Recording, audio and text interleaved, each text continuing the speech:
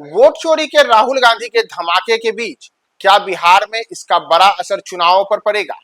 जी हां, ये बड़ा सवाल इसलिए क्योंकि कांग्रेस नेता राहुल गांधी ने एक दिन पहले ही तमाम किस्म के सबूत दिखा करके ये इन बातों को साबित किया कि कैसे वह महाराष्ट्र हो या फिर कर्नाटक हो, उन राज्यों में बड़े स्तर पर वोटरों के नाम में हेराफेरी की गई और अब कुछ कुछ वही बिहार में एसआईआर के माध्यम से किया जाएगा। नमस्कार, मैं हूं प्रियदर्शन और आप देख रहे हैं न्यूज फॉर नेशन। और बिहार में मतदाता सूची के विशेष गहन पुनरीक्षण को लेकर के लगातार राहुल गांधी के द्वारा कई सवाल खड़े किए जा रहे हैं। उन्होंने यहां तक कि इसके विरोध में पटना की सड़कों पर उतर करके प्रदर्शन भी किया था। लेकिन इन सबके बीच राहुल गांधी ने एक बड़ा धमाका तब किया जब उन्होंने तमाम मीडिया हाउसेस को बुला करके और उनके सामने इन बातों को साबित किया कि कैसे मतदाता सूची में अलग अलग किस्म की हेर फेर, चाहे वह बेंगलोर हो चाहे वह महाराष्ट्र हो, उन जगहों पर किया गया। और इसका नतीजा हुआ कि उन्होंने दावा किया कि कैसे उनके प्रत्याशी मामूली अंतर से चुनाव हार गए। तो दरअसल अगर हम बात करें बिहार की और राहुल गांधी की, तो राहुल गांधी ने शुरू से ही यानी कि इस वर्ष के आरंभ से ही बिहार में कई मुद्दों को छू रखा है और जमीनी स्तर पर कांग्रेस के कायाकल्प करने को लेकर के भी वे लगातार सक्रिय दिख रहे हैं। अगर आप याद करें तो संभवतः वर्ष 1990 के बाद से यह पहला मौका है जब कांग्रेस के द्वारा आक्रामक तरीके से बिहार में इस प्रकार चुनाव प्रचार के अभियान को एक कई महीने पहले से ही शुरू किया गया है और इसमें कई रणनीतियों के साथ स्वयं राहुल गांधी उतरे हैं। जैसे अगर आप याद करें तो कुछ कुछ यही तरीका उन्होंने लोकसभा चुनाव के दौरान भी अपनाया था और नतीजा रहा था कि राहुल गांधी के बिहार के दौरों का बड़ा फायदा कांग्रेस को मिला और जो कांग्रेस वर्ष 2019 के लोकसभा चुनाव में केवल एक सीट किशनगंज की ही जीत पाई थी, उस कांग्रेस ने वर्ष 2024 के लोकसभा चुनाव के दौरान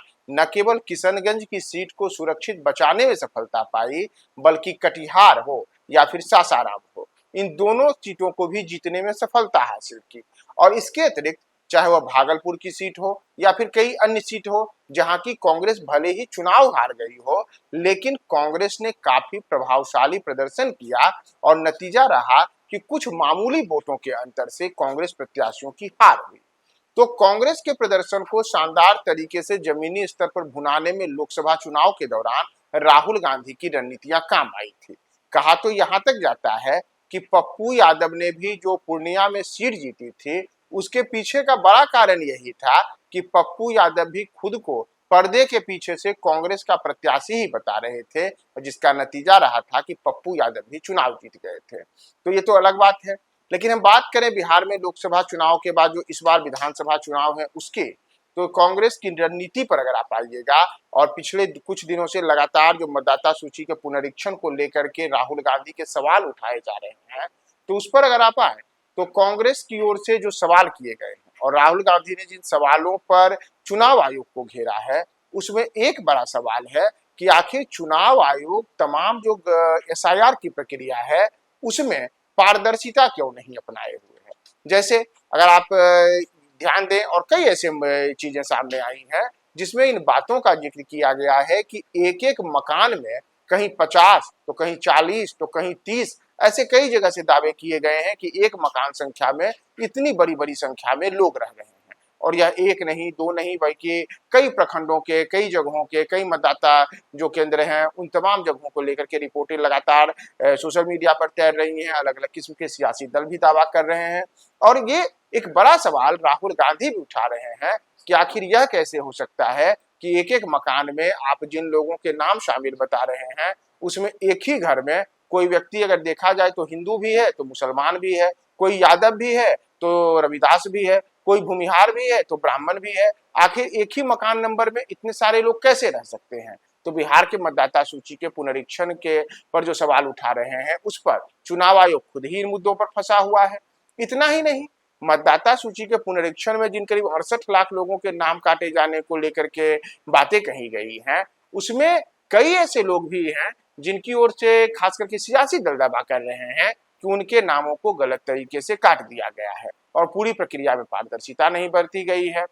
इतना ही नहीं, अगर आप याद करें तो एक दिन पहले ही बेगूसराय में जो बेगूसराय के सांसद गिरिराज सिंह हैं उनके कुछ परिचितों के नाम और उनके कुछ रिश्तेदारों के नाम को लेकर के वहां के एक पूर्व सांसद ने दावा किया है कि उनके नाम एक से अधिक जगहों पर मतदाता सूची में दर्ज है और उनके नाम आज भी यानी कि जो ड्राफ्ट सूची एसआईआर की आई है उसमें भी दर्ज है। यानी कि हो सकता है कि भविष्य में इन नामों के साथ में हेरफेर करके विधानसभा चुनाव में इसका लाभ लिया जाए। तो राहुल गांधी भी दूसरी ओर इन्हीं तमाम सवालों को उठा रहे हैं कि बिहार में किस तरीके से हेरफेर एसआईआर के नाम पर किया जाएगा, यानी कि एक एक घर में 10, 20, 50 लोगों का नाम हो, या फिर एक ही व्यक्ति का नाम दो जगह पर मतदाता सूची में पंजीकृत हो, या फिर कुछ ऐसे लोगों के नाम काट दिए गए हैं जो लोग जीवित हैं। और इन्हीं सवालों को लेकर के सुप्रीम कोर्ट ने भी पिछले दिनों सवाल किया था कि आप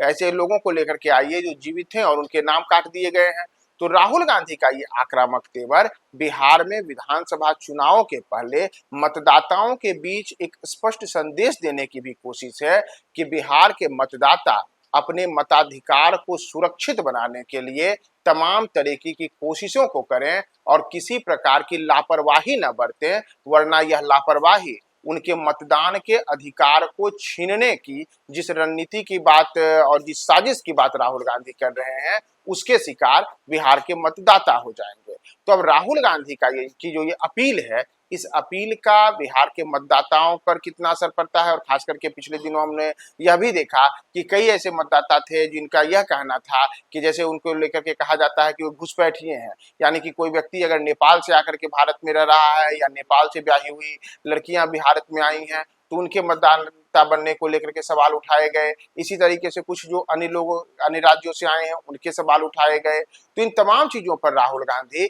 मतदाताओं को जो जागरूक कर रहे हैं, उस जागरूकता का लोकसभा जो विधानसभा चुनाव होगा उस पर असर, और मतदाता सूची की जो अंतिम लिस्ट जारी होगी उसमें क्या क्या सामने आएंगे, यह एक बहुत बड़े स्थिति को सामने लाएगा, किसका किस प्रकार से असर पड़ता है। तो राहुल की इन रणनीतियों से बिहार के मतदाता अब राहुल पर कितना भरोसा करते हैं यह तो आगे आने वाले समय में पता चलेगा। लेकिन राहुल गांधी ने जो सवाल चुनाव आयोग के सामने छोड़ रखा है, तो उन सवालों का आयोग क्या जवाब देता है, और बिहार में मतदाता सूची का विशेष गहन पुनरीक्षण का जब अभियान पूर्ण रूप से खत्म होगा तो उसमें पारदर्शिता कितनी रहेगी, ये बड़ा सवाल राहुल गांधी के द्वारा है और देखना होगा कि इसका जवाब क्या सामने निकल कर आता है।